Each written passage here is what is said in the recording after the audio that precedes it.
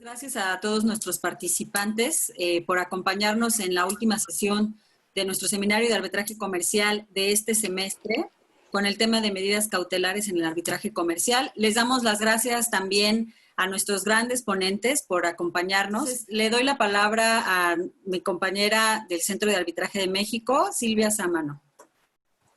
Hola, ¿qué tal? Buenos días a todos. Es un gusto tenerlos en esta cuarta edición del seminario que hemos organizado el Instituto de Investigaciones Jurídicas de la UNAM, la Universidad de Aberdeen y el Centro de Arbitraje de México. Seguimos muy entusiasmadas de la respuesta tan positiva que hemos tenido de todos ustedes y de quienes nos están viendo en el video que se está generando y que están viendo YouTube también. Qué gusto que estén interesados en el tema y que sigamos dialogando de temas tan interesantes. La verdad es que el tema que se va a abordar el día de hoy es sumamente interesante y emocionante. Es por ello que estamos todas muy entusiasmadas por quienes nos acompañan hoy como panelistas, quienes son practicantes, que tienen una experiencia muy amplia y que sin duda vamos a tener un diálogo muy enriquecedor y muy activo sobre un tema que es medida cautelar en los procedimientos arbitrales.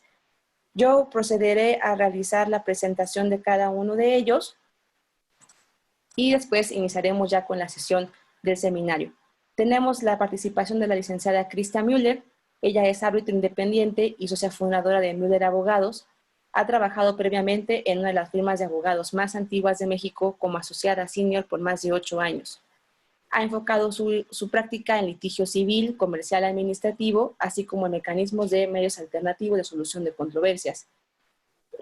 Ha representado tanto a clientes transnacionales en procedimientos del Telecán, como en procedimientos ante la ICC, el CIADI, el Centro de Arbitraje de México, la Cámara Nacional de Comercio de Canaco y CAIC. Ha participado como abogada principal de una de las compañías de construcción más importantes de México, representándola en complejas negociaciones de contratos, así como en litigios frente a gobiernos locales y federales. Bienvenida, licenciada Christa Müller. Muchas Procederé gracias. a realizar la presentación del licenciado Víctor Ruiz. Víctor Ruiz actúa como abogado y árbitro en arbitrajes nacionales e internacionales y en litigio ante tribunales locales y federales que involucran disputas bajo contratos para la venta internacional de bienes, contratos de compraventa de acciones, fusiones y adquisiciones, acuerdos entre accionistas, contratos de coinversión, acuerdos de distribución y franquicia, así como proyectos de energía e infraestructura. Una parte considerable de su práctica se concentra en temas de gobierno corporativo, lo que le ha permitido no solo asistir en la resolución de diferencias entre accionistas o entre estos y el Consejo de Administración, sino que también con frecuencia asesora a empresas en la implementación de mecanismos al interior de los consejos para la prevención y resolución eficaz de sus disputas. Actualmente es vicepresidente de la Comisión de Arbitraje y Medios Alternativos de Solución de Controversias de ICC México y es miembro del Instituto Mexicano del Arbitraje y actual coordinador de la Comisión de Derecho Mercantil de la Barra Mexicana, Colegio de Abogados. También bienvenido al licenciado Víctor Ruiz. El licenciado, nuestro tercer ponente es el licenciado Marco Tulio Venegas Cruz. El licenciado Marco Tulio ha asesorado y litigado por más de 25 años en diversas áreas de derecho ante tribunales judiciales y arbitrales. Cuenta con amplia experiencia en relación con la legislación adjetiva mexicana, así como en el manejo de procedimientos arbitrales bajo reglas de arbitraje comúnmente aplicadas en México y en el mundo, como el CCI, la AAA, el reglamento de Canaco, el de CAM y la Corte de Arbitraje de Londres. Él ha enfocado su carrera en materia de amparo, fiscal, administrativo, ha adquirido experiencia en juicios contenciosos administrativos y recursos ante sede administrativa. El licenciado Marco Tulio enriqueció su práctica profesional participando activamente en diversos arbitrajes internacionales de relevancia, tanto entre empresas transnacionales como entre empresas privadas y públicas. Por último, tengo la presentación de la licenciada Carlos Frutos Peterson. La licenciada Claudia Frutos trabajó en el CIADI, Actualmente ella tiene una amplia experiencia en procedimientos arbitrales bajo la institución que resuelve arbitrajes de inversión. Ella enfoca su práctica en arbitraje internacional y en arbitraje comercial internacional y en arbitraje de inversión, donde trabaja asesorando a gobiernos y entidades federativas. Ella ha llevado varios procedimientos de arbitraje bajo el reglamento de SIADI, así bajo el reglamento de UNCITRAL, y actualmente es socia en el despacho Curtis Mallet, la oficina que está en Washington, Estados Unidos.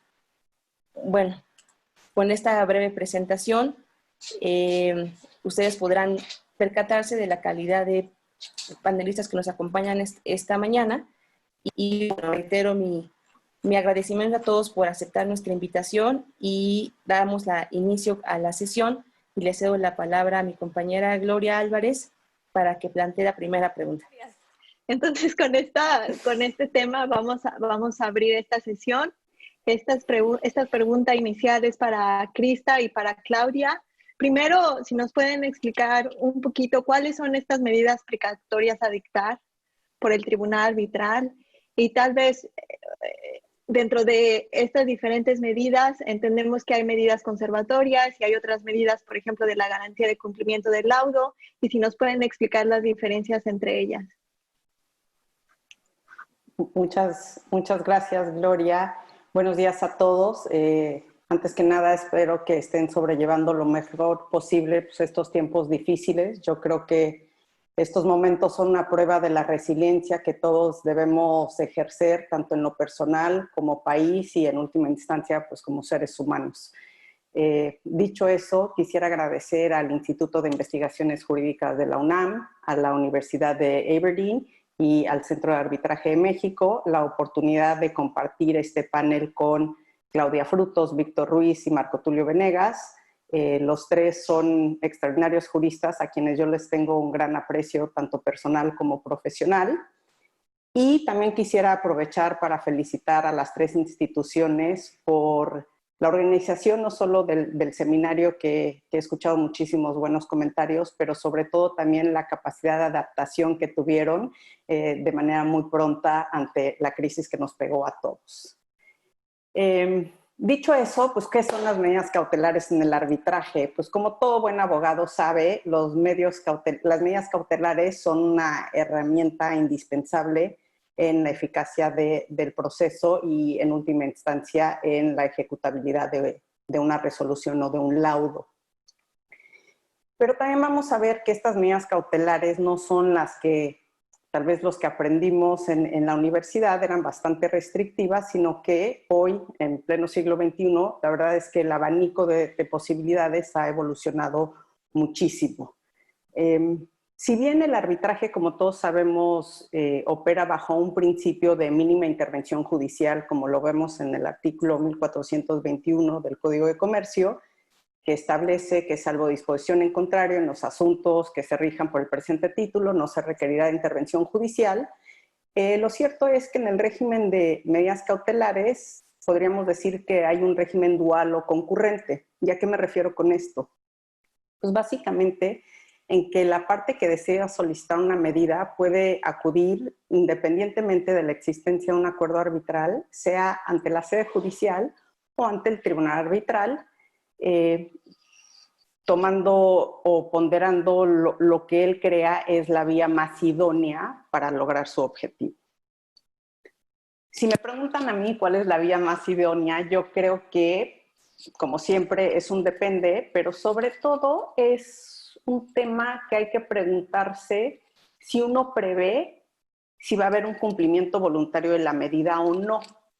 Entonces, si vemos o vislumbramos que en realidad vamos a tener que obtener un enforcement, una coerción en la implementación de esta medida, tal vez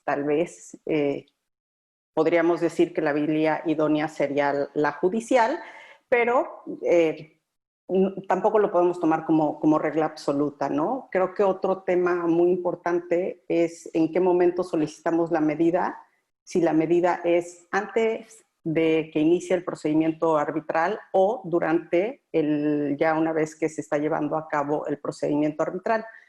Aquí, la ley arbitral mexicana en el artículo 1425 del Código de Comercio establece que el juez puede adoptar medidas o antes o durante el curso del arbitraje. Entonces ahí vemos que en realidad el que exista un acuerdo arbitral no impide que las partes acudan a los tribunales y no hay un riesgo de olvidarnos o de poner en riesgo la vía arbitral, ¿no?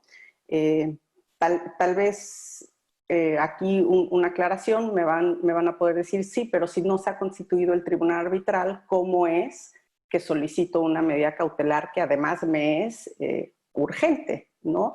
Y para esto, ¿qué es lo que pasó? Que se desarrolló la figura del árbitro de emergencia, que justamente si las partes consideran que hay una necesidad extrema, urgente, de obtener una medida antes de que se constituya el tribunal arbitral y no desean acudir a la vía jurisdiccional, pues justamente pueden nombrar un árbitro de emergencia y el árbitro de emergencia resolverá de manera provisional esa medida.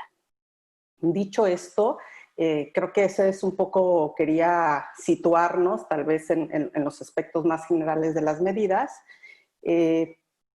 Hablemos de qué tipos de medidas hay. Y aquí nadie va a encontrar un catálogo, una lista de medidas. ¿Por qué? Pues porque las medidas que hoy puede otorgar un tribunal arbitral e incluso un juez son amplísimas y son tan amplias y tan diversas como tal vez la imaginación y la creatividad, tanto de las partes como del tribunal arbitral, se pongan a la tarea, ¿no? El artículo 1433 del Código de Comercio básicamente es el fundamento de la potestad del tribunal arbitral de dictar estas medidas, en donde dice que salvo acuerdo en contrario de las partes, el tribunal arbitral podrá, a petición de una de ellas, ordenar la adopción de las providencias precautorias necesarias respecto del objeto del litigio.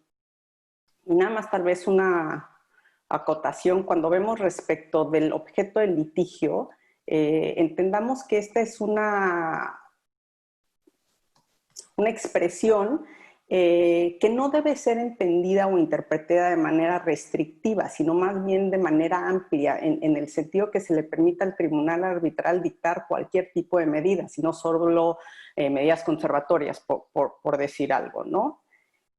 Entonces, pues más allá de los elementos y los requisitos que siempre se tienen que tomar en cuenta para el otorgamiento de una medida y que creo que no es necesario en realidad en este momento entrar a ellos, que pues la apariencia del buen derecho, el peligro en la demora, la urgencia, el daño irreparable, la necesidad. Yo hablaría, como les decía, porque no me gusta hablar de una lista de medidas, sino más bien una clase, un género de medidas, ¿no? Y yo para esto siempre distingo me está pegando el sol, perdón, siempre distingo más o menos como de 3 géneros de medidas. Las de aseguramiento, o las anticipatorias, que básicamente, ¿qué es lo que buscan? Pues buscan mantener el status quo o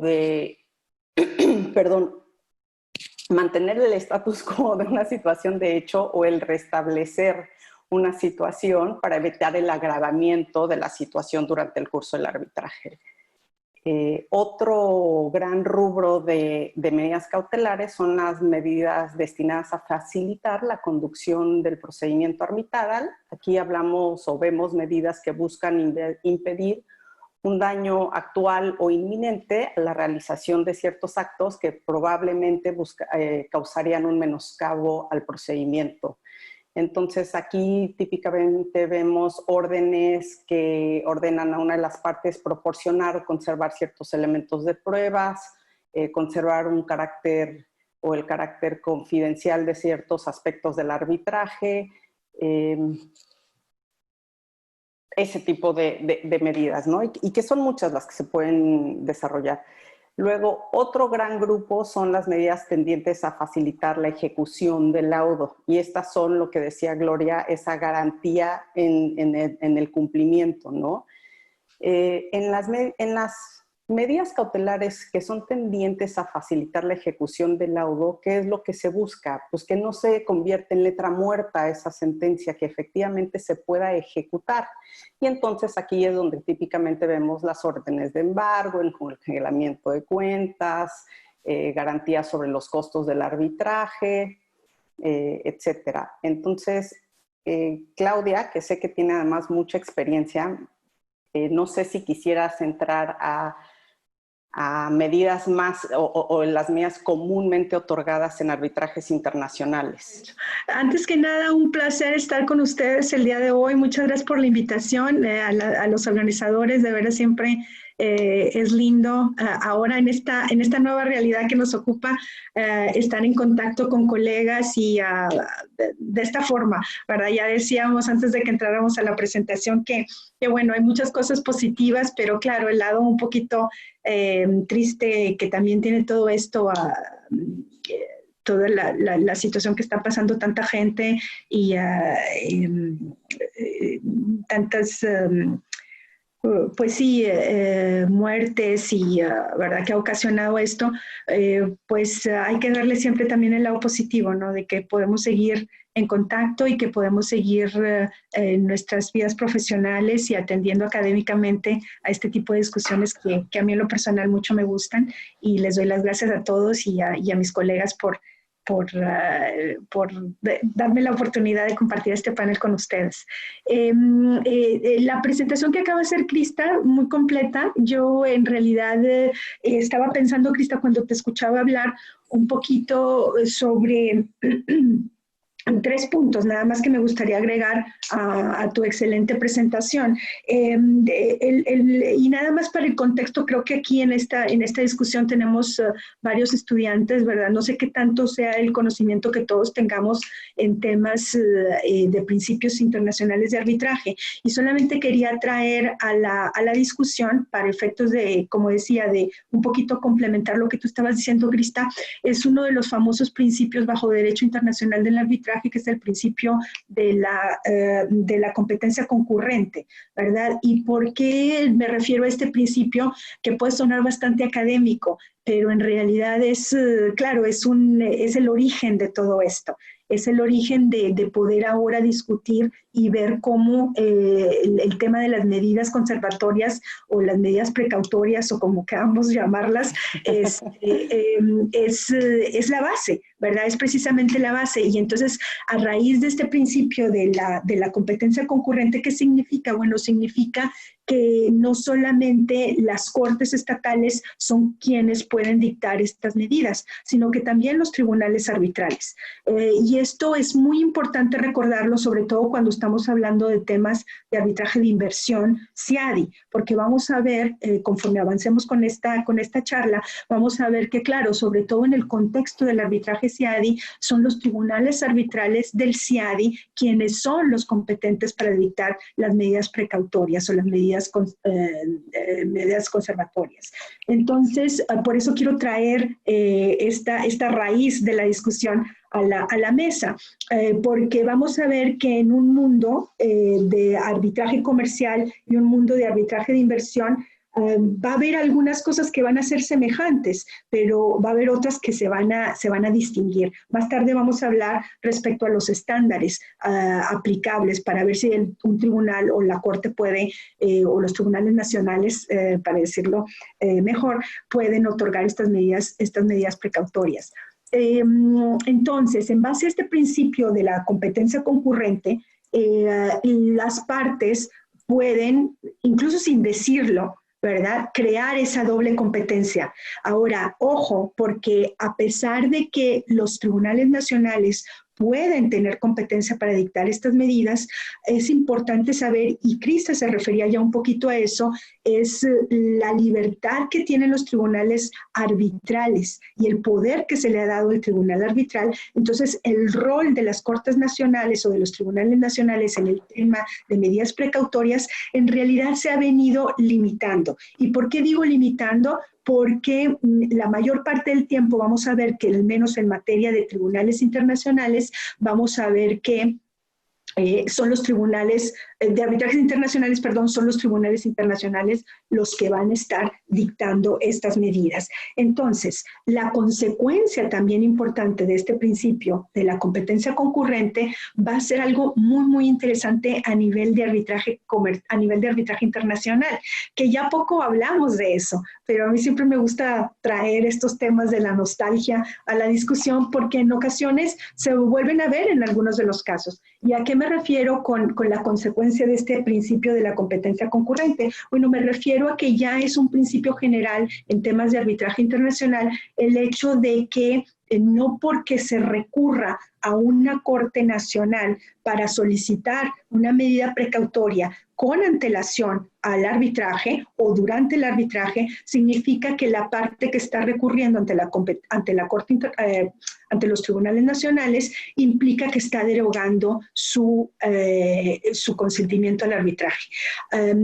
Podemos tal vez pensar en que en estos momentos eso sería como una locura, decir que alguien haría una objeción de esta naturaleza, pero déjenme decirles que hoy por hoy hay casos, y se ven estos casos en la vida práctica, en la vida real, en donde una de las partes dice, ajá, ya fuiste a los tribunales locales, ya con eso te dijiste que ya no estás más en el arbitraje, o ya no podemos ir al arbitraje porque tú te fuiste directo a los tribunales nacionales y entonces derogaste tu consentimiento al arbitraje. Y sin consentimiento al arbitraje no hay arbitraje, en pocas palabras. Entonces, a pesar de que para muchos de nosotros nos resulte un poquito cómico o de nostalgia hablar de estos principios, lo cierto es que en ocasiones, sobre todo en jurisdicciones que no están muy avanzadas en la práctica del arbitraje internacional, vamos a ver que puede haber este tipo de objeciones. Entonces, a esos dos puntos yo me quería hacer referencia, y el tercero, en cierta forma, ya lo fui comentando, que es que en esta charla tenemos que tener mucho la perspectiva de ver lo que es un arbitraje comercial internacional y lo que es un arbitraje de inversión. ¿Ok? Y luego, si le queremos agregar un poquito más a la discusión, es interesante también siempre hacer una perspectiva o una distinción con lo que puede ser un arbitraje local. Yo creo que aquí nuestra discusión va a ser más sobre arbitraje internacional, pero sin embargo traigo a la mesa también el contexto de los arbitrajes locales, porque puede ser que estos estándares de los que vamos a estar hablando van a ser muy diferentes si estamos hablando de un arbitraje meramente local, en donde el derecho aplicable del lugar del arbitraje, ¿verdad?, la legislación nacional va a tener un rol muy importante. Es cierto que arbitraje comercial internacional también el derecho aplicable que elijan las partes va a tener una gran repercusión, sobre todo en medidas precautorias. Pero vamos a ver que los razonamientos de los tribunales internacionales comerciales o de inversión, pero observando nada más los comerciales en este momento, los tribunales pueden traer a la mesa principios o prácticas que se generalizan en el arbitraje comercial internacional. Entonces, eso es lo que se me ocurre por el momento, como para complementar lo interesante que ya nos decía Krista. Ahora, nada más un último punto, porque estoy aquí viendo mis notitas, y Krista se refirió a ellas, pero a mí me gusta siempre, sobre todo en el contexto de clases a los estudiantes, siempre recordarles pues los famosos requisitos que plantea la ley modelo de UNCITRAL o las reglas de arbitraje UNCITRAL, porque me parece que el artículo 17 de la ley modelo habla muy bien, está muy bien explicado académicamente, ¿verdad? Y creo que nos ayuda siempre como para sentar las bases de la discusión. Y ya tú, Krista, te referías, por ejemplo, incluso en el lenguaje de la ley modelo UNCITRAL, a esas tipo de medidas que se pueden adoptar, ¿verdad? Tú fuiste mucho más allá en tus ejemplificaciones, pero en realidad, o sea, las comentaste por categorías, como debe de ser,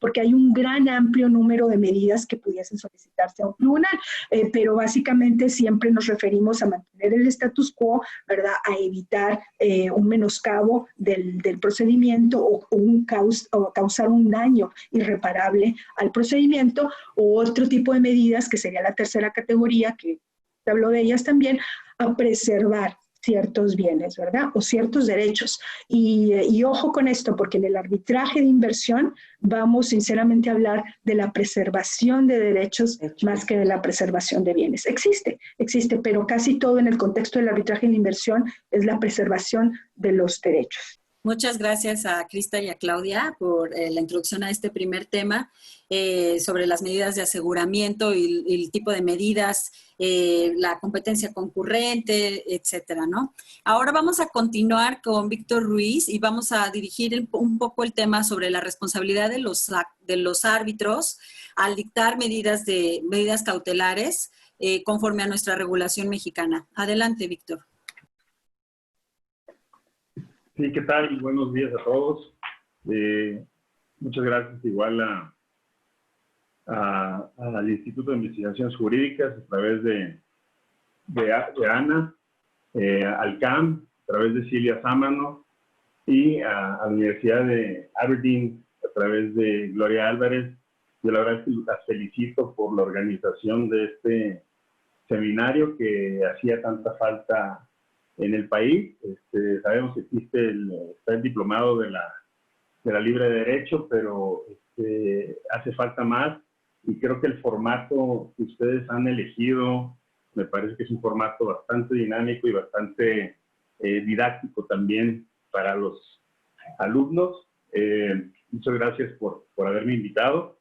Bueno, mira, el tema es tengo 12 minutos para hablar de un tema que a lo mejor me lleve menos tiempo y aprovecharía mi tiempo para hablar de otros puntos en otra cápsula en la que me toque hablar. Pero bueno, como ustedes saben, el Código de Comercio fue reformado en 2011 con motivo de varias cosas, entre otras incorporar las reformas a la Ley Modelo Municipal y corregir un error de la Suprema Corte en cuanto al entendimiento de competence.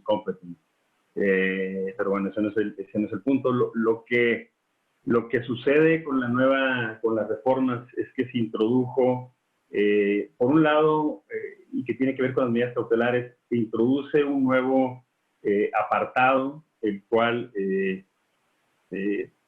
prevé, y esto creo que le da mucha efectividad al sistema mexicano, y es que prevé la ejecución de medidas cautelares dictadas por tribunales arbitrales, y eso no muchas legislaciones lo tienen.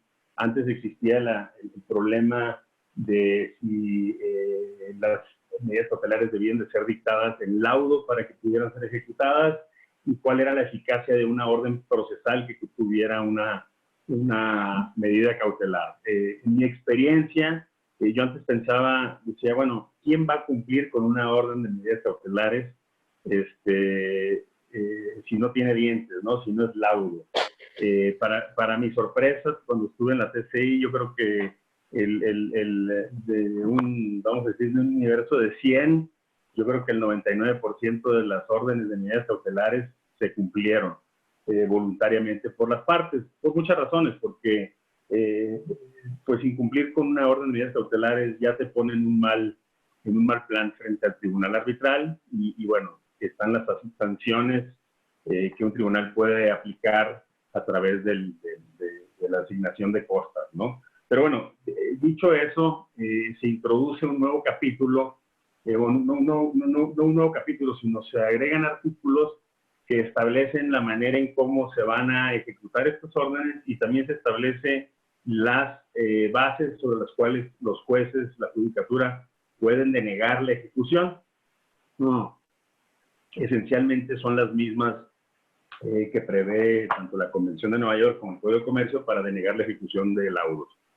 El problema que se presenta en México es que al legislador mexicano se le ocurrió agregar un último párrafo al 1480. Un colega nuestro le llama el pelo en la sopa de la reforma. Y se trata de un último párrafo que dice textualmente que del dictado a las medidas cautelares será responsable por los daños y perjuicios que causen, obviamente una medida cautelar mal dictada, una medida cautelar que al final del día se pruebe que no era necesaria dictarla, entonces es responsable tanto quien la dicta, el tribunal arbitral, como la parte que la pidió, ¿no? Aquí surgen varias interrogantes. Por un lado, ¿de qué estamos hablando? ¿De una responsabilidad solidaria? Es decir, la parte a la cual se le ordenó hacer o no hacer una cosa, tiene la facultad de demandar esos daños y perjuicios tanto a la parte que la pidió la medida, tanto como al árbitro, al tribunal arbitral. Ese es un primer interrogante que se presenta. Y la segunda, o las otras dos vertientes que tiene esto es cómo puede un tribunal arbitral, porque bueno, si nos vamos al esquema tradicional, yo siempre trato de equiparar las medidas cautelares en arbitraje con la suspensión provisional en un juicio de amparo, ¿no? La suspensión provisional te la da el juez siempre y cuando, en ciertos casos, se exigen garantías.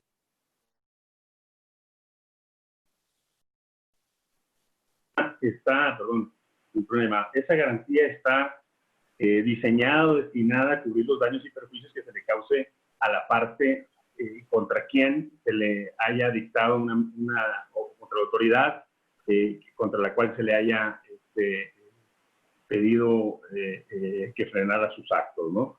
Igual en el juicio ordinario mercantil, lo mismo, ¿no? Aquí en el arbitraje, el árbitro tiene la facultad de poner garantía, fijar una garantía para el caso de que la medida no haya sido necesaria. Entonces, aquí, para mí, esta es una manera de atenuar los efectos del artículo 1480, porque por un lado, si el árbitro fija una garantía y la parte que pide la medida pone la garantía, obviamente la medida cautelar no va a surtir efectos hasta en tanto esa garantía no esté disponible. Entonces, supongamos que al final del asunto, con el lado final, resultó ser que esa medida fue dictada de manera equivocada, ¿no? Entonces surge el interrogante, ¿no? Está la garantía. La garantía está normalmente destinada a cubrir esos daños y perjuicios que se le haya causado. De manera que si existe una garantía, difícilmente, y esto es difícilmente en un mundo ideal, ¿no? Se irían contra el árbitro. Eso es por un lado. Y existe otra postura, ¿no? Que creo que es la que debe de primar. Digo, número uno, yo creo que debemos de eliminar este párrafo, debemos de exigirle al legislador que este párrafo, hacerle ver que este párrafo no es correcto, porque al final del día, y esto vámonos a un tema más holístico, ¿cuál es la responsabilidad del árbitro en general en el arbitraje, ¿no? El árbitro es responsable de los daños y perjuicios que cause por un laudo, el árbitro es responsable de los daños y perjuicios que cause con una medida cautelar, digo, salvo que haya sido una cuestión con dolo o alguna cuestión que derive de un actuar indebido de parte del tribunal arbitral, yo no veo la manera en cómo se le pueda responsabilizar. Dicho eso, creo que hay un argumento muy fuerte y es el argumento que se ha estado presentando, sobre todo en casos en los que los árbitros son demandados al momento en que se demanda la nulidad del laudo arbitral. Se ha hecho una costumbre muy mala en México de demandar no solo a la parte que obtuvo el laudo a favor, sino también al tribunal arbitral. Aunque al tribunal arbitral no se le demande ninguna prestación, las partes entienden que hay un litisconsorcio pasivo necesario y por ende el tribunal tiene que estar presente. Yo creo que eso es incorrecto, porque si partimos de la base de que el artículo primero del Código de Procedimientos Civiles, Código Federal de Procedimientos Civiles, habla del interés que tienen las partes litigantes, es decir, el que tiene un interés solo pueden iniciar o participar en un litigio quienes tengan interés en que exista, en que se declare o se constituya un derecho y la parte que adversa a esa postura, ¿no? Entonces, en la medida en que, por ejemplo, el tribunal arbitral no tiene interés en que su laudo, en la suerte de su laudo, es decir, el tribunal arbitral ya dictó su laudo, lo que pase con el laudo es algo que debe de ser fuera de su alcance, ya es algo fuera de su alcance, y es lo mismo que en una apelación, ¿no? En un amparo, pues si el juez no estuvo en lo correcto y hubo alguien bueno, no quiero decir que la nulidad sea una oportunidad de apelar el laudo, pero supongamos que un juez dice el laudo es nulo, pues bueno, ¿no? Ahí fue, eso fue la suerte del laudo, pero el tribunal ya estará con sus oficios, es decir, ya el tribunal no existe.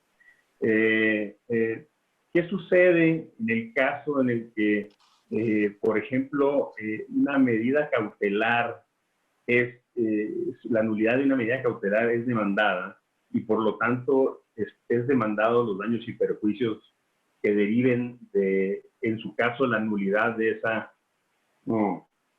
medida cautelar, ¿no?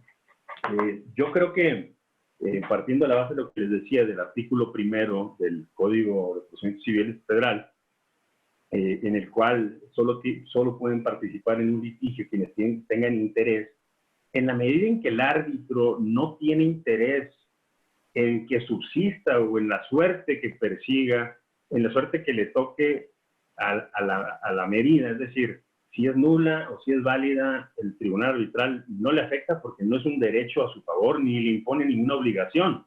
Es decir, si se anula la medida, pues se anuló y listo, ¿no? Es como el tema de competencia. Si se impugna la competencia del tribunal arbitral en un laudo parcial, porque dejaron fuera a una parte, por ejemplo, si un juez resuelve que esa parte que se dejó fuera tiene que ser parte del arbitraje, pues venga, bienvenido, ¿no? Esa es la decisión del juez. Entonces, yo creo que los árbitros, tanto como los jueces, deben de ser realmente inmunes respecto de su actuación, en la medida en que son llamados, uno, de manera privada por las partes para resolver una contienda y tienen facultades para dictar medidas cautelares, pero dos, porque en realidad no tienen interés jurídico un interés legítimo en lo que se está debatiendo, es decir, no tienen interés en quién gane, ¿no? Dicho eso, como lo dije hace rato, salvo que exista, ¿no?, prueba de un actuar indebido del tribunal o una cuestión que sea fuera de lo común, ¿no? Algo que no se ha visto, por lo menos hasta ahora. Hasta el día de hoy, esta reforma tiene ya casi 10 años de haberse aprobado y de momento solo tenemos conocimiento en el gremio de una sola demanda que ha sido presentada sobre la base del artículo 1480, en la cual los árbitros han sido demandados en la acción de nulidad de esta medida cautelar y en la que se les ha solicitado una condena en daños y perjuicios. Yo no tengo más conocimiento, no sé si Marco Tulio tiene algo de conocimiento, pero no sé si pueda hablar del tema. No sé, Marco Tulio, si tú quisieras abonar algo respecto a lo que acabo de decir, pero esencialmente mi postura es ese artículo es mala ley, debe de ser reformado, aun cuando esté ahí. Creo que hay una manera de atenuar los efectos y es con la garantía, es decir, fijar una garantía para, en caso de que esa medida sea incorrecta, la parte contra la cual se dictó la medida tenga un resarcimiento de esos daños y pueda irse contra la garantía. Y la otra es la defensa de ausencia de legitimación pasiva de parte del tribunal arbitral, puesto que no tiene interés en el outcome, resultado, ni de la medida cautelar, ni del laudo que se dice. No sé, Marco Tulio, si tengas algún punto que comentar sobre el punto. Sí, gracias, Víctor. Bueno, rápidamente, gracias a todas las instituciones por la invitación, a Silvia, Ana, Gabriela, es un placer estar aquí en este chat virtual. Tomando la pelota que me manda Víctor, sí. Y me parece que yo tendría aquí dos reflexiones muy particulares. La primera, estoy de acuerdo en lo que menciona Víctor sobre la responsabilidad que debe de existir solo en aquellos casos en donde se acredite que hay un dolo de parte de alguno o varios miembros del tribunal arbitral o el árbitro único en su caso. Eso hace todo el sentido y es un tema que pues, se ha discutido en el foro y que dice que pues, básicamente este artículo resulta innecesario porque la responsabilidad genérica contractual ya existe.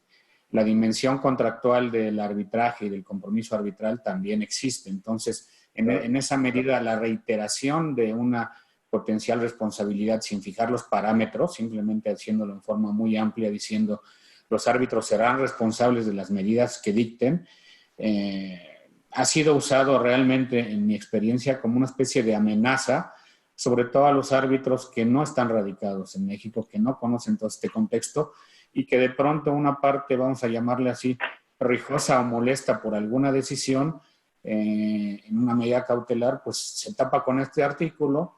Normalmente involucran a los árbitros en la demanda judicial en donde se pretende combatir esta medida o oponerse a la misma y viene la demanda de daños y perjuicios con una amenaza tribunal ya existente, ya en funciones, porque normalmente la medida cautelar se da en un arbitraje en trámite y en donde se coloca a los árbitros en la disyuntiva de llegar a responder este tipo de acciones y al hacerlo entrar en una especie de conflicto artificialmente creado con la parte que está objetando, impugnando la medida y dando lugar a la posibilidad de que se recuse a los árbitros, de que se trunque el tribunal y de que se le reste eficacia en última instancia al compromiso arbitral, lo cual es sumamente riesgoso.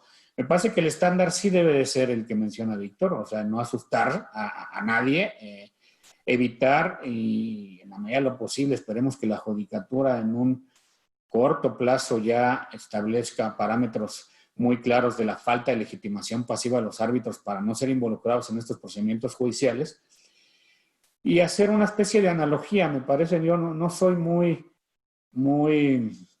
proclive a incluir reformas en los artículos cuando los mismos resultan insuficientes o cuando la práctica de los litigantes puede llegar a conducir a un mejor resultado, pero hay ocasiones como esta que bien menciona Víctor, que hay un pelo en la sopa, en donde se podría hacer un paralelismo con lo que ocurre con los tribunales judiciales, en donde no porque haya una mala decisión o una incorrecta decisión, que es normal, es humano, se involucra a los jueces en demandas de responsabilidad personal. Eso sería una locura.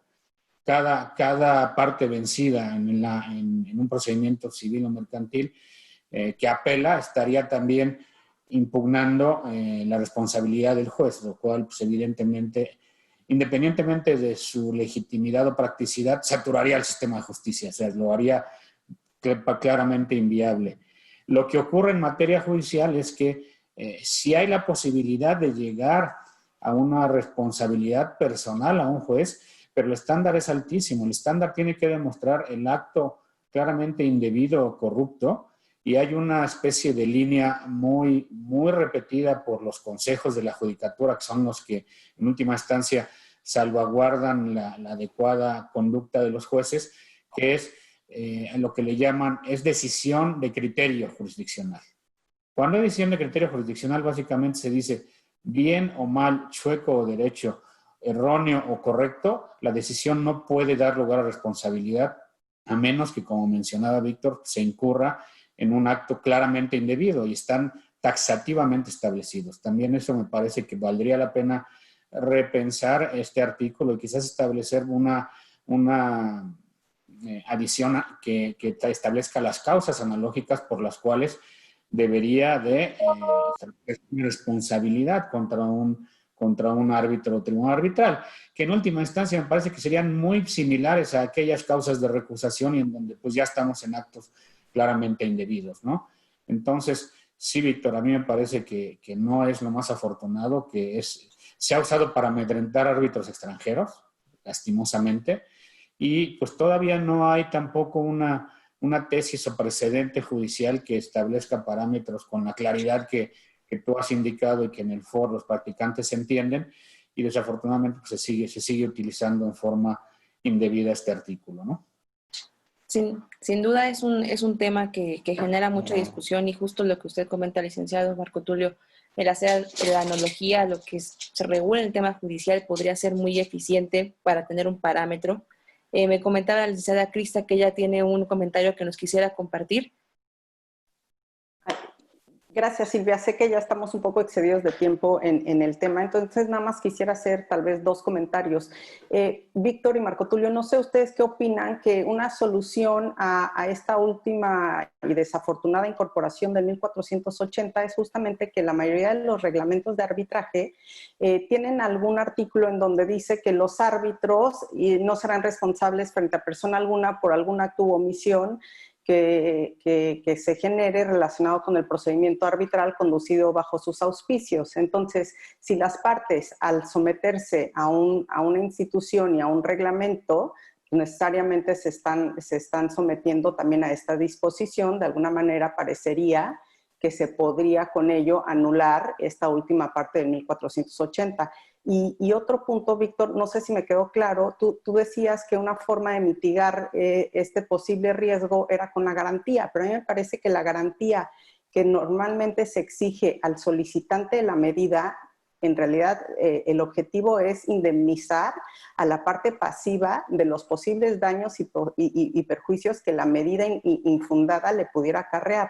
Entonces, no sé si ahí tal vez yo te entendí mal, nada más eran esas dos cuestiones. Muchas gracias.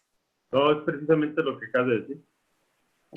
Precisamente lo que acabas de decir. La garantía sirve para atenuar este artículo en la medida en que si la medida es dictada de manera incorrecta o no era necesaria, digamos, la medida, ya viendo el fondo, porque ustedes saben que una medida cautelar no puede ser dictada en la medida en que el árbitro tenga que estudiar el fondo del asunto. Entonces, digamos, la emite siempre de manera prima facie, es decir, a la luz de los documentos que tiene, y de ahí los estándares del fumus boni juris, que es la apariencia del buen derecho, ¿no? El peligro en la demora. Entonces, muchas veces, y por ejemplo, esto sucede mucho en sede judicial, ¿no? Cuando se solicita la medida en apoyo al arbitraje, y el juez realmente cuenta con muy poquitos elementos para dictar la medida, ¿no? Entonces, yo ahí tengo algunas ideas de reformas al tema y de cómo un juez, por ejemplo, una orden de un juez, pues es dictada tan rápido y tan en temprana edad, en la edad del arbitraje, que muchas veces esa medida pues puede haber sido no apropiada, ¿no?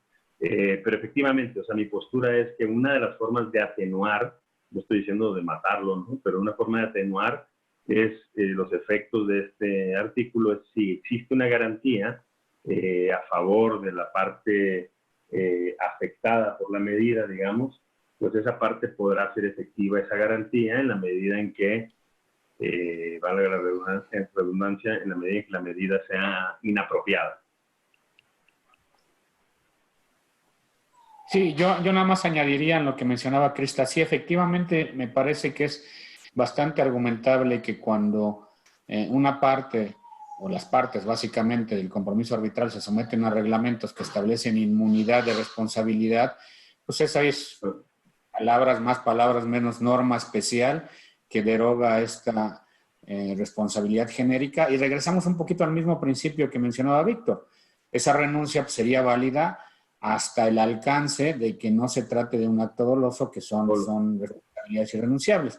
Entonces, sí, y es una defensa que creo que todos deben de tener clara, la mayor parte de los tribunales arbitrales, perdón, de los reglamentos arbitrales así lo establece, y es algo que para cuando haya alguna cláusula ad hoc, sugeriríamos que también se incluya, ¿no? Podría agregar nada más un punto a este tema interesante que están planteando con el comentario de Crista, el primero de los comentarios, y que ahora Marco Tulio acaba de elaborar un poco. Yo nada más desde la perspectiva internacional, y para ser un poquito la abogada del diablo, sí, pero no, en el sentido de que también no olvidemos como una corte nacional pudiera interpretar una disposición como esa. No me estoy metiendo a cómo lo ha hecho en las Cortes mexicanas hoy por hoy, no lo desconozco, pero lo que sí quiero decir es que va a contar mucho cuál sea la interpretación que la Corte, que los tribunales nacionales den, en el sentido de que es esto una disposición mandatoria de orden público o no, porque como sabemos en temas de arbitraje internacional, eso va a ser, eso es crucial, ¿no? Para efectos de entonces sí entender que la disposición aplicable es la disposición del reglamento, porque ese fue el acuerdo de las partes. Yo hoy por hoy, desde el punto de vista de principios de arbitraje internacional, yo diría sí, esa debe de ser la tendencia, pero me pregunto si una Corte Nacional efectivamente podría leer así la disposición o es que la va a leer como un principio mandatorio que tiene que aplicar y que no puede ser derogado por otra disposición que las partes hayan acordado. Un poquito nada más para generar aquí un poco la polémica. Yo creo que el punto está en lo que decía Marco Tulio, ¿no? Yo, en México, por lo menos, y entiendo, por ejemplo, que en Francia ya hubo un pronunciamiento respecto a la cláusula del artículo CCI, pero aquí lo que decía Marco Tulio y va a lo que yo comenté diciendo es que en la medida en que uno no puede renunciar a la responsabilidad que deriva del dolo, eso es una norma de orden público irrenunciable. Entonces, volviendo a la responsabilidad genérica contractual, pues ahí en la medida en que el árbitro forma parte del acuerdo arbitral, si lo queremos ver desde esa óptica, pues sería complicado que un árbitro no pueda ser responsable por los daños y perjuicios que cause en la medida en que ese árbitro o tribunal actuó con dolo en el arbitraje, ¿no? Eso sí sería irrenunciable y creo que la cláusula genérica de la que habla los reglamentos pues no la alcanzaría, ¿no? Bueno, pero yo ahí distinguiría tal vez de responsabilidad civil objetiva y subjetiva. O subjetiva, claro que no. O sea, si deriva de la culpa, yo creo que nos queda a todos claros que es irrenunciable. Pero así como está redactado el último párrafo, pareciera en realidad que obedece a una responsabilidad objetiva en donde por la mera circunstancia de que la medida estuvo mal otorgada, conlleva la responsabilidad. O sea, ahí no están hablando, ahí es más allá de culpa, negligencia o dolo. Ahí es, la medida es equivocada, por tanto, procede la responsabilidad. Y me parece que ese así es renunciable. Ahora, yo entrando un poquito al debate, el artículo realmente no establece los parámetros de cuáles son las causas por las cuales un tribunal arbitral puede llegar a ser responsable de la medida. No dice, si estuvo mal dictada la medida, entonces será responsable de daños y perjuicios. Es súper vago, simplemente menciona la responsabilidad general y de ahí que se ha interpretado que, bueno, ¿a qué responsabilidad se refieren? Pues a responsabilidad contractual en el cumplimiento del compromiso arbitral. ¿Y cuáles son los principios de responsabilidad contractual? Pues que exista alguna violación al alcance del compromiso arbitral, al reglamento, etcétera, y a partir de ahí, entonces, poder llegar a construir un argumento de negligencia, dolo, etcétera, ¿no?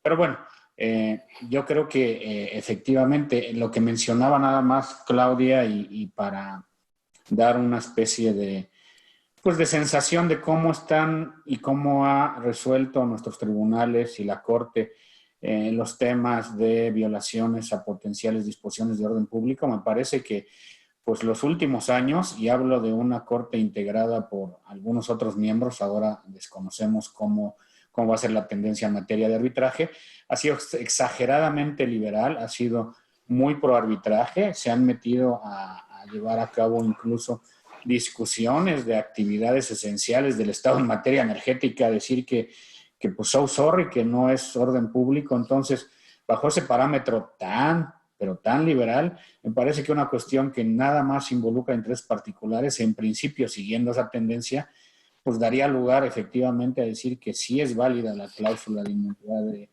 de responsabilidad de los tribunales arbitrales. Pero bueno, las judicaturas van cambiando y los lineamientos también, entonces la tendencia que venía, digamos, hasta hace un par de años era sumamente liberal y yo diría bajo una tendencia, podríamos anticipar que el resultado de un argumento así sería pro arbitraje más que contra la responsabilidad de los árbitros, ¿no? Y hablando precisamente de la intervención judicial y de esta tendencia que nos comenta Marco Tulio que hay en México acerca del pro arbitraje, ¿no? Que las cortes están decidiendo en pro del arbitraje. ¿Qué nos pueden decir sobre la intervención judicial para reconocer y ejecutar las medidas cautelares, ¿no? Y cuáles han sido más o menos las posibilidades de la impugnación?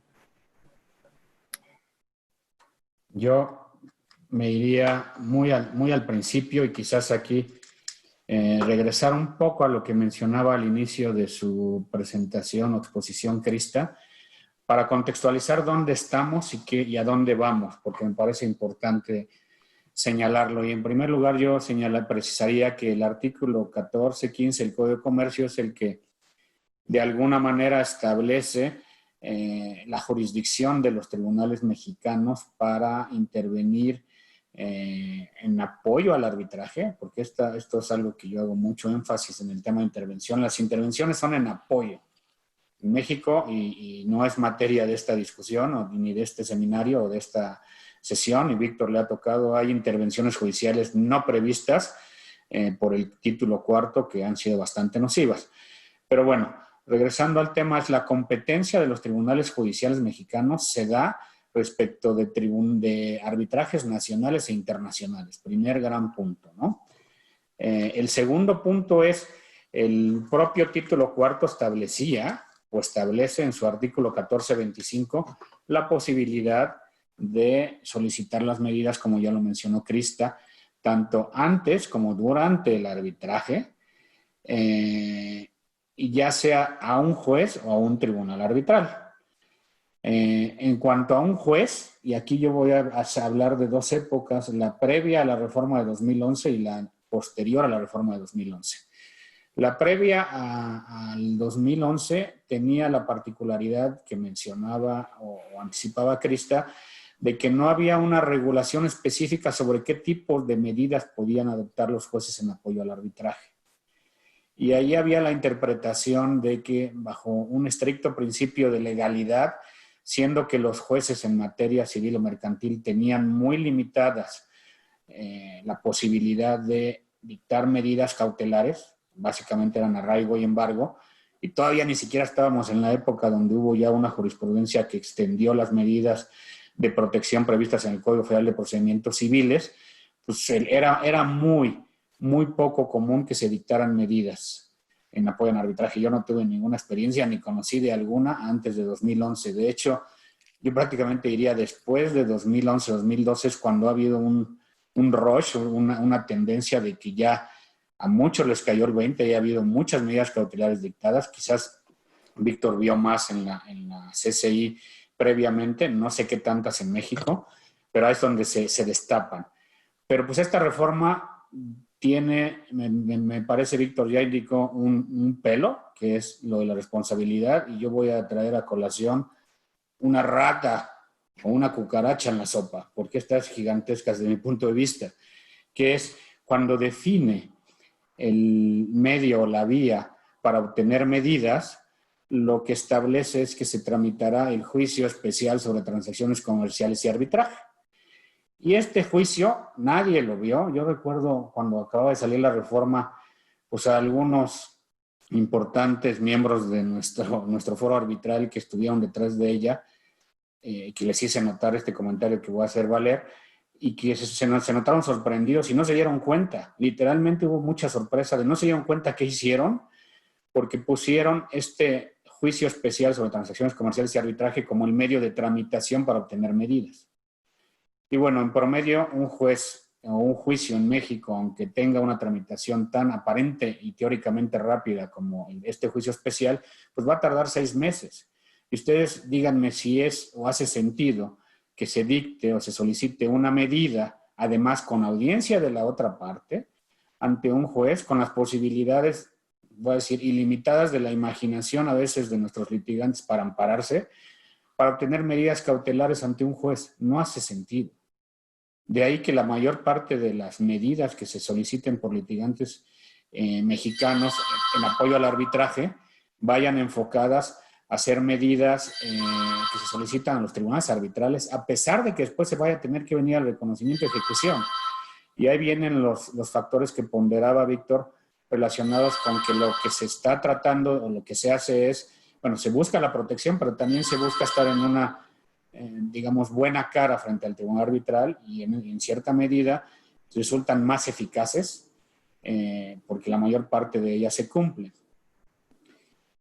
¿Qué ha pasado? Bueno, lo que pasó es que pues algunos litigantes también creativos pues convencieron a ciertos jueces de que este procedimiento contradictorio, tardado, pudiera llegar a tener como una especie de dos fases, como ocurre en el amparo, una medida provisional o una suspensión provisional inmediata, ex parte, con la mera solicitud dictada por un juez, y otra que es la ya medida definitiva, que se dicta al final de este procedimiento especial de transacciones comerciales y arbitraje, una vez oída a la otra parte. Entonces ahí se atemperó el defecto y algunos tribunales han seguido este criterio, otros no. Es un precedente que no es vinculante y que básicamente se agarra de una de las adiciones importantes del artículo de la reforma del 2011, que le da amplia discrecionalidad a los jueces para adoptar medidas cautelares. Entonces, si bien desde mi punto de vista el artículo 1478 que les daba esta amplia discrecionalidad iba enfocado al alcance o tipo de medidas, pues se interpretó también para el procedimiento, se interpretó para decir, bueno, dentro de este amplio rango de discrecionalidad puedo yo complementar este principio y dictar una medida dentro del procedimiento de medidas. Similar, repito, a lo que sucede con el amparo en una analogía de suspensión provisional y definitiva. Desafortunadamente esto es una lotería. Algunos jueces sí están dispuestos a hacerlo y muchos otros no. Y además esto da lugar todavía a amparos y da lugar a una serie de cuestiones relacionadas con el tema.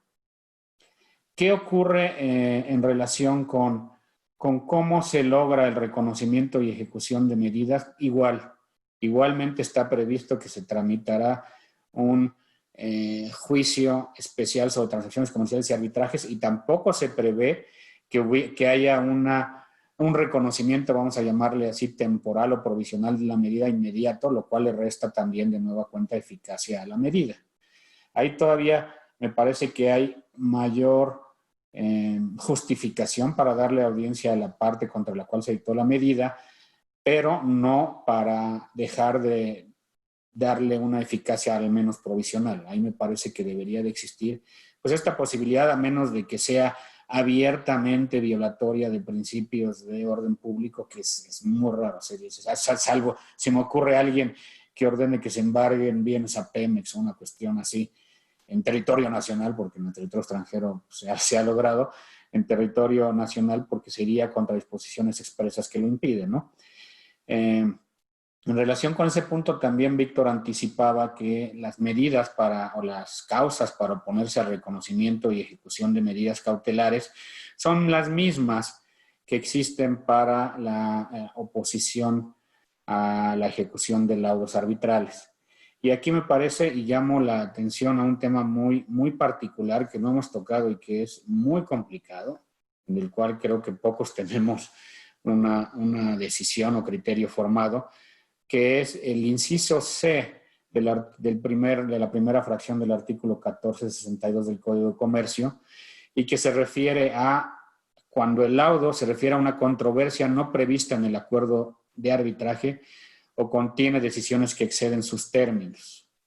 Y aquí, si la aplicamos a la medida cautelar y sustituimos laudo por medida cautelar, si decimos la medida se refiere a una controversia no prevista en el acuerdo de arbitraje o contiene decisiones que exceden sus términos, abrimos una puerta bastante grande en donde se puede llegar a alegar que cierto tipo de medidas no necesariamente están estrictamente relacionadas con la causa que está sujeta a arbitraje, y más aún me preocupa la posibilidad de dictar medidas respecto de terceros no sujetos a la cláusula arbitral, pero que tienen relación con el negocio jurídico subyacente y que es algo muy común en relaciones con un poco más de complejidad que dos partes. Entonces ahí me surge la pregunta de si un tribunal arbitral que sí han llegado a dictar medidas contra partes no signatorias, cuando estas son de naturaleza conservatoria, pudiera llegar a lograr que una medida de esta naturaleza fuera ejecutada y reconocida por un tribunal mexicano, o en su caso entonces tendríamos que manejar una medida análoga y equivalente ante las vías ordinarias de los procedimientos judiciales mexicanos. Que de alguna manera es a una parte no signatoria, pero respecto de una disputa ya existente. Entonces, bueno, el tema de medidas en apoyo al arbitraje o medidas cautelares dictadas que alcancen a afectar a terceros, me parece que no hay mucho dicho, mucho escrito ni mucha experiencia. Por último, y saltándonos este tema que nada más dejo ahí, igual para incentivar la discusión y el estudio futuro, está el tema de si se puede o no llegar a anular una medida cautelar. Nuestro código no establece parámetros específicos, no establece ni siquiera un procedimiento, no establece la posibilidad de la acción de anulación de medidas cautelares. Pero lo que sí establece es la posibilidad de anular laudos. Entonces ahí me parece que si la medida es dictada como laudo arbitral, pues la parte contra la cual se dictó la medida podría iniciar un procedimiento de anulación de la medida bajo el mecanismo de que es un laudo que contiene una afectación específica. Y ahí no habría mucha discusión y habría quizás, si estoy abriendo la puerta a una maña específica, de quien quiera obtener una medida que la pida no como laudo, sino como orden procesal, porque por ahí sí no hay medios específicos que establezcan la posibilidad de que una orden procesal sea impugnada, y de hecho hay un precedente que sí menciona que las órdenes procesales o los actos dictados dentro de un procedimiento arbitral previamente al laudo no son impugnables ante ninguna autoridad judicial. Entonces eso por lo menos quitaría la posibilidad de que se busque anular la medida, y en última instancia, si hubiera efectos que se tienen que reconocer y ejecutar judicialmente, pues ahí la parte contra la que se dictó la medida siempre tendrá la oportunidad de oponerse a los mismos. Y todo esto viene a colación, o lo saco a colación, porque recientemente tuvimos un caso en donde efectivamente se dictaron medidas en apoyo al arbitraje, en donde básicamente ordenaban el otorgamiento de una garantía para el cumplimiento del laudo. Había elementos suficientes para presumir que la parte contra la cual se dictó la medida estaba ocultando, dilapidando sus bienes, y que probablemente si no se ponía un alto a estas circunstancias, no se podría lograr el reconocimiento y ejecución finalmente del laudo. Entonces se dictaron estas medidas en una orden procesal, y la parte contra la que se dictaron las medidas fue e inició un juicio ordinario mercantil contra esta orden procesal, que además y tristemente fue admitido por la judicatura no federal, sino local de la Ciudad de México. Nosotros impugnamos la vía, también impugnamos una medida que les dio, que fue una medida para mí también aberrante, una medida contramedida, básicamente diciendo que no se puede hacer efectiva porque se estarían anticipando los resultados del laudo. Esa era un poco la lógica, cuando, bueno, pues efectivamente el tema de una medida no es anticipar el resultado del laudo, porque ese se lograría si te cobro, sino simplemente garantizar el resultado del mismo, ¿no? Afortunadamente ya pudo llegar a ser corregida esa medida en apelación, pero todavía seguimos impugnando la procedencia de esta vía, la procedencia de la acción, porque pues evidentemente no es algo contra lo cual proceda el reconocimiento, un ordinario mercantil. Por nuestro lado promovimos el reconocimiento y ejecución de la medida, que está pendiente de resolución, y es ahí, me parece, la vía en donde la otra parte tenía y tiene derecho expedito su derecho para oponerse a esta medida. No sé, Víctor, tú qué puedas llegar a complementar. Antes, no, bueno, 100% de acuerdo con lo que acabas de decir. El tema del juicio especial, pues sí, efectivamente es un error, porque ¿cuál urgencia, no? Salvo que tengan la suerte, que parece que solo ciertos tipos de despachos tienen esa suerte, de que les den la medida de la medida, que les llaman. La verdad es que el juicio especial termina siendo nugatorio, porque entonces ahí estás 6 meses esperando que te den la medida cautelar, cuando potencialmente pues ya el tema quedó sin materia, ¿no? Entonces, de hecho, ahora que decías respecto de la ejecución de la medida, hay una la tesis que dio lugar a lo mejor a esta idea de la medida, que le llaman, o la suspensión provisional, que realmente no hay una razón de por qué no exista, porque por un lado, si lo vemos desde el punto de vista procesal mexicano, por un lado tenemos las providencias precautorias bajo el Código de Comercio que se dan inaudita parte, es decir, tú llegas, pidas la medida, te la dan y después le dan vista a la otra parte, ¿no? Lo mismo sucede en la suspensión provisional en el amparo. Presentas tu demanda de amparo, solicitas la suspensión, te la dan, te fijan garantías, si es el caso, y entonces ya tienes el peligro que pretendes evitar ya está atenuado, y eso no impide que el juez, ya hablando del arbitraje, si el juez da la medida provisional, mientras que se ventile el juicio especial, y entonces ya el juez podrá decir al final, igual que en la suspensión definitiva en el amparo, si la medida provisional que otorgó pues era procedente o no, ¿no? Entonces, yo creo que eso debiera ser la regla, así es como debiesen de partir. Ahora, ha habido casos, yo tuve un caso en el cual un juez le dio una medida a estos despachos que las consiguen, las medidas de las medidas, y esa medida, más allá de lo que ordenaba, que era totalmente fuera de lo común, fuera del alcance de lo que pudiera haber en una medida cautelar, fue una medida que el juez de manera muy hábil da la medida cautelar de entrada, inaudita parte, y además dice, esta medida permanecerá vigente hasta que la resolución definitiva en este asunto cause estado. Y a partir de esa fecha, la parte que la solicitó tendrá 3 días para presentar su solicitud de arbitraje. A Silvia le ha de sonar conocida esta medida cautelar. Lo increíble del punto es que se le permite a una parte, y aquí yo estoy hablando ya de las cosas malas que hemos visto, pero se le permite a una parte contar con una medida cautelar que efectivamente resuelve en el fondo del asunto y que la va a tener por 2 años.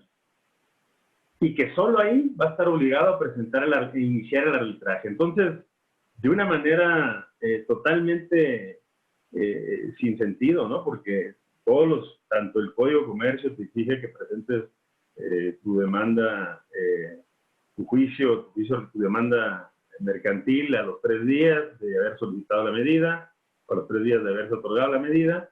Igualmente, por ejemplo, en un escenario de árbitro de emergencia, por lo menos en el reglamento de ICC, sí te exige que inicies tu solicitud de arbitraje a los 10 días. Esto para evitar que sean solicitudes frívolas, ¿no?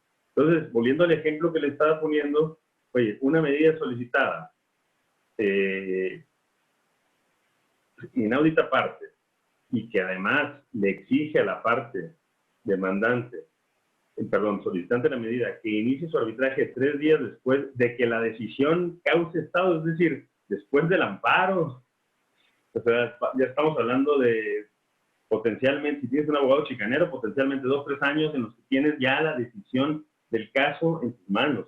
Y eso solo pone a la parte que le afecta a la medida en una situación de desventaja que probablemente la orilla a negociar en una situación de súper desventaja, ¿no? Entonces, esas son a lo mejor el lado oscuro, ¿no? Pero efectivamente yo creo que volviendo al punto no existe una disposición que hable de la nulidad, solo habla de negarse a ejecutarla. Entonces, bueno, estamos en un escenario en el que seguimos sujetos en ambos casos, tanto para la solicitud como para la ejecución de la medida, en un juicio en el que, salvo que se genere ya un criterio universal en México de que se puede dar, creo que esa es la postura de la mayoría, es que la medida pueda darse de manera ex parte. Existe gente y existen casos en los que a lo mejor no. Hay gente que está en contra de esta postura y yo estoy a favor de que se pueda dar la medida ex parte, porque muchas veces el darle el aviso a su contraparte de esta medida potencialmente puede destruir toda tu intención, ¿no? Entonces, lo que pretende es evitar, pues va a verse frustrado, ¿no? Nos había comentado Krista que quería hacer un comentario. Y a mí me gustaría también agregar algo. Si Krista no va a mencionar lo que estoy pensando ahorita para la conversación, pero... Adelante, Claudia, adelante. Bueno, gracias, Krista. Es fascinante la discusión porque, claro, esta discusión es toda bajo derecho mexicano, ¿verdad? Cuando la aplicación, o sea, estamos en el lugar del arbitraje es México, el derecho aplicable mexicano, etcétera. Yo solamente quería ampliar un poco la discusión cuando hablamos de arbitraje internacional, porque creo que también ahí hay temas de ejecución, ¿verdad?, que son muy importantes, porque últimamente, si estás buscando esta medida precautoria, claro, quien la busca tiene un superinterés, ¿correcto? Entonces, ¿qué es lo que sucede a nivel internacional? Y solamente quería agregar 2, 3 comentarios al respecto. A nivel internacional vamos a tener, si estamos en el contexto del CIADI, y esto es para temas de ejecución, y por eso quería decirlo, porque según lo que tenemos, los otros temas que vamos a hablar, ya no va a haber forma de decirlo. En temas del CIADI, a nivel de ejecución, ¿qué es lo que sucede? Que el CIADI, como es un sistema autocontenido que se basa en el convenio CIADI, la ejecución en realidad no se puede ir a un tribunal local a que se ejecute la medida. Entonces, ojo, para aquellos que están apenas entrando a este tema de discusión del arbitraje internacional y más del arbitraje de inversión, el tema del CIADI es muy particular en cuanto a la ejecución de la medida precautoria. ¿Por qué? Porque se tiene que hacer conforme a los lineamientos de la orden que emite el tribunal arbitral. No puedes ir al juez local a solicitar la ejecución de la medida precautoria. Ahora, ¿qué pasa?